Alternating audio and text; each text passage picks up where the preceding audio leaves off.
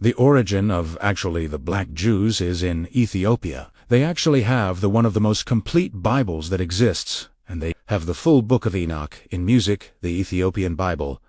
A new finding inside the ancient Ethiopian Bible reveals a detail about the resurrection of Jesus that appears in no other gospel. Scholars are abuzz over the implications of this alternate version, questioning its origins and significance. Could this ancient text music offer fresh insights into Christianity's foundational story? Or is it a fascinating anomaly? Join us to find out. A hidden story beyond the Western Bible. The Easter tale is well known to all. Following Jesus' death, his followers found the tomb empty on Sunday. The large stone blocking the entrance had been moved. Jesus made several appearances to his disciples in the weeks that followed. He greeted them in a room above, walked with them on the path to Emmaus, and stood by them at the peaceful Galilee shore. Before ascending to heaven, he delivered a final message, urging them to carry on his mission. His ascension was a moment of awe and astonishment. The story in the four Gospels of the Western Bible, namely Matthew, Mark, Luke, and John, is considered essential to the belief of billions of people worldwide. These books are seen as the cornerstone of Christian faith. However, imagine if these four books are just a condensed summary. What if the entirety of Jesus' teachings in all their detail were actually contained in a single ancient source that many have overlooked? That location happens to be Ethiopia. Ethiopia is where the Tewa Orthodox Church can be found, which is considered one of the most ancient Christian societies in existence. This church has been practicing its faith and preserving its beliefs for numerous generations. It is located in a region surrounded by mountains and deserts, a place that the Roman Empire was unable to completely conquer or dominate. As a result, Ethiopian Christianity developed independently, free from the influences that impacted the Western world. Many Christians in the West are accustomed to either the 66 books of the Protestant Bible or the 73 books of the Catholic Bible. However, the Ethiopian Bible contains 81 books, a significant difference from the Western tradition. This additional collection of texts has been considered sacred by the Ethiopian community for many years. For years, Western academics disregarded these texts, dismissing them as mere folklore. They found the narratives to be perplexing and mysterious, written in Gaze, a language understood by a select few. Consequently, these works were not given much credence by those outside the community. However, what many fail to acknowledge was that Ethiopian Christianity developed independently from the Roman Church, evolving along its unique trajectory. In certain respects, it adhered more closely to the original essence of the religion. Archaeologists have unearthed ancient Ethiopian gospel manuscripts, such as the renowned German Gospels. Through carbon testing, it has been revealed that these manuscripts originated as far back as the 4th century, predating the Council of Nicaea, where Roman authorities established the official version of Christianity in the West. Contrary to popular belief, these Ethiopian texts do not tell new tales or contain fabricated stories. Instead, they reveal a pre-existing form of Christianity that existed prior to the influence of Rome on the faith as it is commonly understood today. Contained within an old Ethiopian Bible are texts that were once lost to Western culture. The Book of Enoch, in particular, gained fame for its mention in the New Testament, yet was later excluded by Roman authorities. This book tells a compelling and dark tale, unsettling to the early leaders of the Church. The story revolves around a group of celestial beings known as the Watchers who descended to Earth and engaged in romantic relationships with mortal women. Their offspring, the Nephilim, were a race of formidable creatures. These fallen angels also shared forbidden knowledge with humans, including the creation of weapons, cosmetics, and music dark practices. The narrative was characterized by its unpredictable nature and mysterious elements. The Roman Church chose not to include this story as it did not align with their desired portrayal of tranquility and order. However, Ethiopia preserved the tale for future generations. The Ethiopian Bible contains the Book of Jubilees, which is also known as the Lesser Genesis. According to this book, Moses received a message on a sacred mountain. The Book of Jubilees revisits the Genesis story by adding fresh details and rearranging the narrative. It introduces a distinct solar calendar that contradicts the Roman Church's calendar. This divergence would have posed a threat to the Western rulers attempting to establish a uniform system of dates and festivities. The language used in Ethiopian tradition is a significant aspect. Gaz, a Semitic language, is used in writing these old books. It is noteworthy because Jesus communicated in Aramaic, another Semitic language. On the other hand, the Western Gospels were penned in Greek, the language of the Roman Empire. Due to this contrast, Ethiopian texts might contain a rendition of Jesus' teachings that is more faithful to his original words and less influenced by Greek and Roman customs. The Ethiopian Bible contains 15 additional books that prompt challenging inquiries. These extra texts provide a unique perspective on the early history of Christianity, one that diverges from the narratives shaped by influential figures in Rome. Ethiopia's commitment to preserving its ancient beliefs sets it apart from other traditions that have evolved over time. And this brings us to the great mystery behind all of this. If the Ethiopian Bible is older, fuller, and less filtered through political decisions, what does it say about the most important event in Christian faith? What does it say about the 40 days between the resurrection and the ascension? What did Jesus truly say in those final days when he walked the earth again? What message did he leave behind? And why did the rest of the world never hear it? Stay with us to find out. The law left after the resurrection. In the Western versions of the Gospels, the time following the resurrection seems to pass quickly. There are only a few instances of Jesus appearing, sharing a meal, giving a blessing, and then ascending into heaven. However, in the Ethiopian Bible, this post-resurrection period is portrayed as much longer and more significant. It is the focal point of the story. Instead of just briefly showing up and disappearing, Jesus remains present. He spends time walking and talking with his disciples. Over the course of 40 days, he imparts important teachings with great authority and intention. The Book of the Covenant, also known as the Mashef Kadan, contains teachings about Jesus during the 40 days after his resurrection. Unlike the gentle teacher depicted in other texts, Jesus is portrayed as a divine king, delivering a serious message to his closest followers. In this text, his demeanor and words are forceful with warnings and revelations about the soul, darkness, and a future corruption within the church. The disciples were instructed to protect these teachings at all costs, and for centuries, they were kept hidden in stone monasteries of a land that resisted imperial rule. This was no ordinary goodbye. It was a profound lesson spanning 40 days, revealing universal truths that could have a profound impact. Buried within the Ethiopian scriptures lies a transformative text that challenges conventional beliefs. According to Ethiopian clergy, the Mashefekadon serves as an indisputable testament to these teachings, portraying Jesus as a figure of immense power and influence. His words in the text exude an aura of divine authority, depicting him as a supreme ruler dictating decisive orders. His resurrection is not portrayed as a conclusion, but rather as a commencement of his rightful rule. The initial law introduced by him questions the concept of worldly authority. He emphasizes that his Father's weapon is not crafted by humans, but by a compassionate spirit. This declaration carries great. Amidst a world marred by religious battles and ceaseless strife, he advises his disciples to refrain from resorting to violence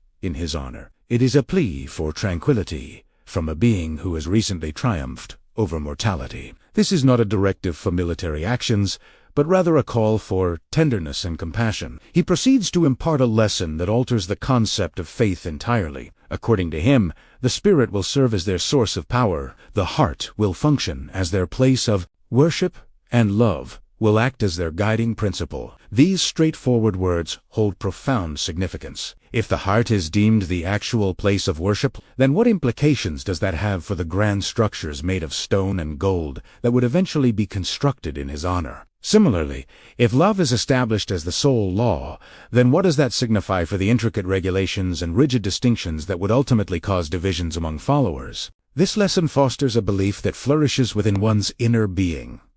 It does not rely on influential figures. It does not depend on extravagant structures. It does not bow down to worldly powers. As a result, it may be perceived as a threat by those seeking to establish dominance and manipulation. However, the most surprising aspect is the caution he issues. He informs his supporters that his teachings will undergo alterations in the near future. He mentions that numerous individuals will claim to represent him, yet they will lack a genuine connection with him. He cautions that his teachings will be manipulated and exploited for personal gain. Additionally, he predicts that in the future, elaborate structures made of stone and gold will be constructed, overshadowing the importance of spiritual development.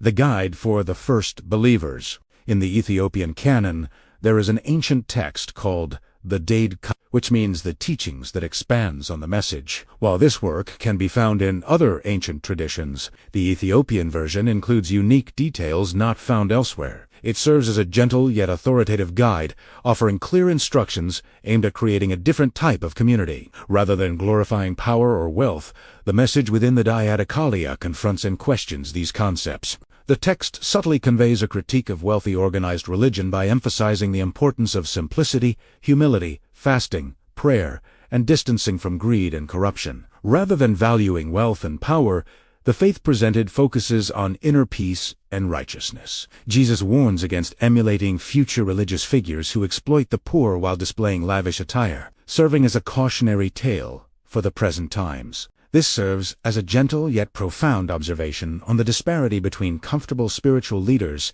and the struggling individuals who rely on them. Based on the accounts of the monks safeguarding these men, it is believed that this particular doctrine was deemed dangerous by influential individuals in the future. This is because allowing the public to access this teaching might lead them to realize that the true realm of God is not meant to be established through wealth or power, but rather to flourish within each individual ashar. In the Diadacalia, Jesus instructs his disciples to go into the world with a different purpose. Not seeking power, he advises them to establish close-knit communities based on love and sharing where collective ownership and decision-making are valued. This portrays a vision of a harmonious and compassionate world, free from oppressive leaders, where love, collaboration, and trust reign supreme. He cautions them about the destiny of his name, predicting that it will be exploited by numerous individuals seeking riches, while others will compromise his principles for financial gain. As his reputation grows among the influential, he advises them to seek him out in solitude instead. It is in the unassuming and modest places where he claims his authentic message endures. These warnings are only the beginning. Beyond them lie deeper secrets, teachings about life, death, and the soul that were meant to prepare his followers for a much larger spiritual world. Let's dive into it. The battle between light and darkness. The teachings discovered in ancient Ethiopian texts after the resurrection go beyond basic advice or mild cautions. They delve into a vast and profound realm that seems almost otherworldly. It's often overlooked that these writings offer a spiritual perspective distinct from Western Christianity. This unique perspective starts by exploring the concept of death, as per the ancient scrolls. The resurrected Christ clarifies to his followers that his death was not what they believed. He enlightens them on the concept that death is not the end, but more like changing attire. The body is likened to clothing, temporary and replaceable. When the body deteriorates, the spirit endures. This fundamental concept changes the perspective on life completely. Rather than anticipating a single resurrection at the end of time, attention is redirected to the eternal life of the spirit. The material world is seen as a transient portal, not a lasting residence. Then he imparts a lesson that seems reminiscent of ancient Eastern customs. He explains that every individual possesses two internal flames. One flame ascends towards enlightenment, while the other descends into darkness. Each thought, word, and deed nurtures one of these flames, determining the spiritual path one follows. This paints a portrait of existence in which individuals are continuously molding their own spiritual destiny. There is no evading this reality. Each day, one of the inner flames is being fueled. It highlights the importance of personal choices in shaping one's spiritual journey rather than attributing it to distant forces. A chilling concept found in the Ethiopian canon is the idea of walking death, which refers to individuals who appear alive externally but are devoid of spirit internally. Living without spirit is likened to inhabiting a silent tomb where individuals allow their inner fire to extinguish by filling their void with pride, wealth, or authority. Although these individuals may seem vibrant on the outside, they are actually empty shells within. This notion may be unsettling, yet it resonates with contemporary society. Despite their strange nature, These concepts ultimately lead to an even more astonishing revelation. Within the Book of the Covenant lies a revelation that resonates powerfully. The concept of dual creators. This belief is one of the most unexpected aspects of Ethiopian folklore. According to Christ, there is the Father of light, the ultimate source of all life, as well as a secondary creator referred to as the architect of darkness. This second creator is depicted as being blinded by its own arrogance. Although it is responsible for crafting the physical world, this world is perceived as an illusion. While visually appealing, it is devoid of substance. Within this realm, truth and falsehood coexist, and one's soul may easily become misguided. This image closely resembles the ancient concept of Gnosticism, which suggests that the material world is imperfect, and our souls are confined within it. In this perspective, the creator of illusions holds power over earthly possessions like wealth, power, empires, grand structures, and fear. Those who align with him may achieve riches and influence, but they do so in a realm that is only partially authentic. The risk is that upcoming civilizations might confuse this deceiver with the genuine divine entity. Early Roman leaders made efforts to eliminate a certain belief that they deemed as very threatening. They engaged in battles with those who adhered to this belief, and went as far as destroying any written records of it. However, in 1945, an interesting discovery was made in the Egyptian desert of Najd, a jar containing forgotten texts that all shared a common theme: the idea that the creator of the physical world was not the supreme God and that Christ was sent to liberate humanity from the confines of this lower realm. This particular belief had long been condemned as a major heresy throughout history. Despite this, it resurfaced in the Ethiopian canon, quietly preserved for generations. In this rendition of the tale, the purpose of Christ's journey is redefined. He ventures into this illusory realm, not just to redeem it, but to rouse it from its slumber. He is depicted as a revealer, a bestower of wisdom sent to jog the soul's memory of its rightful abode. He reassures his disciples that the genuine radiance dwells within each individual, even in a realm governed by darkness. Fortunate is the individual who uncovers this concealed light within their own being. He discloses a final mystery to assist them in their internal conflict. In a document known as the Heavenly Scrolls, he details how each individual is accompanied by two invisible beings. One is a guardian angel, while the other is a deceiver. The angel guides the soul towards enlightenment, while the deceiver tugs at the mind, causing doubt and chaos. These hidden companions accompany every individual from the moment of birth until their last breath. Within the depths of every thought, a subtle war rages on. He explains that individuals must personally engage in the battle, as no external influence like a temple, leader, or ritual can intervene. The inner conflict between positive and negative forces occurs within oneself, and only a conscious mind can decide the right path to follow. It is only those who grasp the inner light within them that can transcend the illusionary world crafted by deceptive influences. But there's one more stunning revelation from the Ethiopian Bible. Stick around as we explore Ethiopia's hidden story. People have always been curious about the abundance of ancient mysteries in Ethiopia. The 81 books, cautioning against influential churches and the concept of two creators, have already challenged Western beliefs. Additionally, there is another document that the Ethiopian customs safeguarded. This text, known as the Gospel of Peace, is scarce, controversial, and rarely discussed. Scholars have described it as containing a daring message that was suppressed, criticized, and kept hidden for numerous years. The explanation is straightforward. In this Gospel, Christianity's most significant occurrence is absent. As per this manuscript, Jesus does not meet his fate on the cross. Instead of facing death and resurrection, the narrative presents an alternative scenario. It recounts that following the betrayal, Jesus discreetly fled Jerusalem. He retreated to the wilderness, emulating the ancient prophets who pursued solitude and enlightenment away from worldly distractions. During this time, he carried on teaching for numerous years.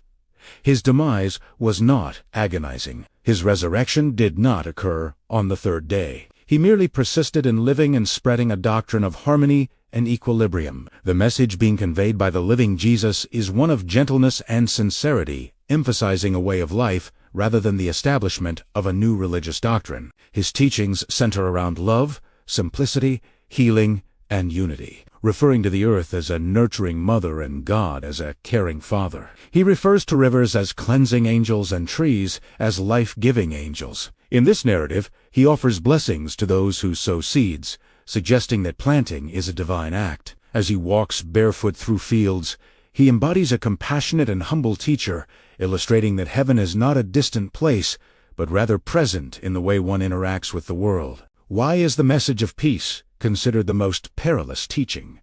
Why conceal it? Why suppress it, while propagating the tale of the crucifixion worldwide? This is the point where the influence of the past is apparent. During the 4th century, the Roman Empire started to fracture. The Emperor Constantine sought a unifying force to maintain control over the entire empire. He sought a single dominant faith, a communication from an educator advocating the heart as the ultimate sanctuary, love as the supreme law, and nature as a reflection of a divine entity is not conducive to an empire. Such a message fosters independent thinking rather than dependence on religious figures, religious institutions, or rulers. However, a narrative centered on a deteriorating hero is highly effective for asserting authority. It implies that redemption is contingent upon faith in a singular act of sacrifice. This type of narrative requires an organization to oversee it. It necessitates a religious institution to direct individuals to dictate their actions, to instruct them on how to achieve salvation. It demands organization,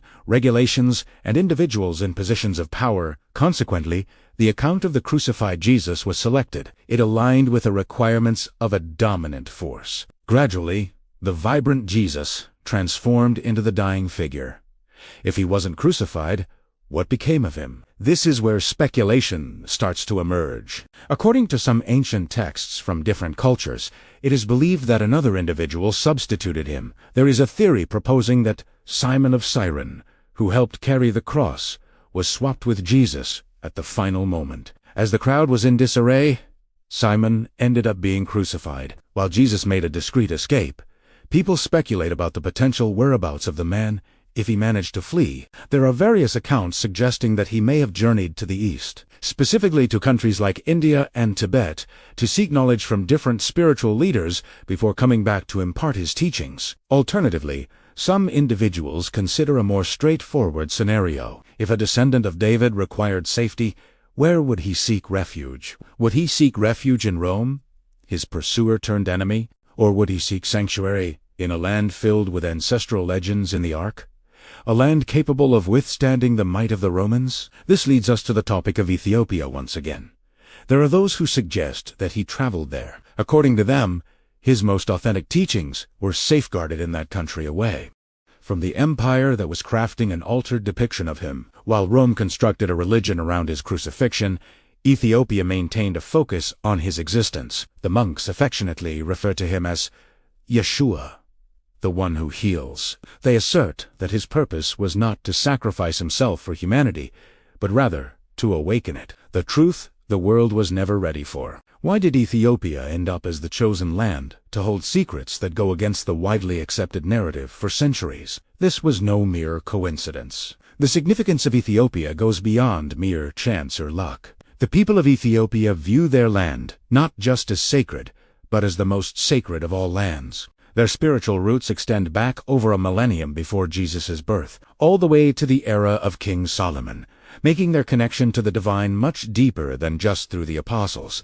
The Queen of Sheba, also known as Makata, in Ethiopian folklore, traveled from Africa to Jerusalem to visit Solomon, not just for political reasons, but for a deeper connection. Their meeting resulted in the birth of Menelik I, who later established Ethiopia's royal Solomonic dynasty. As Menelik reached adulthood, he journeyed to meet his father, leading to a truly extraordinary turn of events in the story. He came back with a valuable item, as per Ethiopian customs. He, or a member of his party, absconded with an incredibly potent relic mentioned in religious texts, the Ark of the Covenant. The belief is that it was pilfered from the Jerusalem temple and conveyed to Ethiopia, where it has stayed for centuries. Ajidali. It is presently housed in a modest church in Aksum. A solitary monk who abstains from relationships is tasked with its protection. His sole purpose is to safeguard this revered artifact for his lifetime. This story is not fabricated to attract visitors. This conviction lies at the core of their religious principles. If this practice is indeed authentic, then Ethiopia transcends being just a Christian country. It transforms into, according to them, the genuine Israel. At a time when Rome revered multiple deities, Ethiopia regarded itself as the keeper of God's agreement, the defender of a sacred entity capable of altering the path of mankind. Now, let's explore these paths and find out where they take us. What is the significance of the Ark? Some believe it is just a fancy container for the 10 Commandments, but others suggest it has a more ominous nature. According to Scripture, it has the power to devastate armies, obliterate cities, eliminate people instantly, and serve as a bridge between heaven and earth. Certain individuals speculate that the Ark was not just a sacred artifact, but a potent tool, a forgotten innovation from ancient times. If this is accurate, then Ethiopia has safeguarded this authority for almost 3 millennia. This leads us to a remarkable point. Ethiopia stands out as one of the few countries in Africa that successfully resisted colonization. While European powers claimed territories and subjugated populations, Ethiopia remained independent. During the late 1800s, they defeated the Italian military at the Battle of Adwa. Some attribute their victory to bravery, power, and clever tactics. However, some speculate whether there was also a divine protection surrounding the nation that safeguarded the Ark. However, the narrative becomes more intricate. Ethiopia was ruled by the Solomonic dynasty, established by Menelik, for nearly 3 millennia. This dynasty holds the record for the lengthiest unbroken lineage of monarchs in the world. They claim to be direct descendants of Solomon and the tribe of Judah. In addition, Jesus was said to have ties to this lineage. This gives rise to an unexpected hypothesis. According to the Ethiopian royal family, they were connected to Jesus. Consequently, they viewed themselves not as outsiders to the religion, but as the guardians of its oldest secrets. Is it conceivable that the Christianity practiced globally is not the authentic form? Maybe the version endorsed by Rome was tailored for authority and governmental reasons. Could the true teachings have been safeguarded in the mountains and monasteries of Ethiopia without interference from rulers or councils? These inquiries are grounded in tangible proof, not just fiction. The collection of 81 books in the Ethiopian canon is concrete. The ancient Geta Gospels, which predate all Western scriptures, are factual. The presence of the Ark in Aksum is a genuine belief that influences their sense of self. The monks on Lake Tana, continuing to peruse scrolls penned a millennium ago, are authentic. When questioned about preserving these ancient texts, a monk explained that they do so because the texts still hold relevance. It is only in this modern era that individuals are starting to grasp the significance of these ancient customs. Scholars are just beginning to unravel the ancient texts, leading to the realization that the Christianity we know today may have been altered by the Romans to align with their imperial interests. In contrast, Ethiopia has quietly preserved a more authentic form of Christianity, one that dates back to the origins of the faith and remains untainted by outside influences. The Book of the Covenant, preserved in Ethiopia, contains a prophecy about the end times. According to this prophecy, the lost words will resurface, and the spirit will be rejuvenated from the desolate regions of Ethiopia. It concludes with a message attributed to Jesus, not about returning physically, but about returning in authenticity. Perhaps the true resurrection is not about a figure manifesting in the sky, but rather about a long-concealed truth, emerging after centuries of being hidden. This truth has been safeguarded in secrecy and passed down through the ages. It is a truth that humanity may now be prepared to confront. What do you think about the Ethiopian Bible? Let us know in the comments. If you enjoyed this video, like, share, and subscribe to this channel for more celebrity gifts. Before you go watch the other videos on your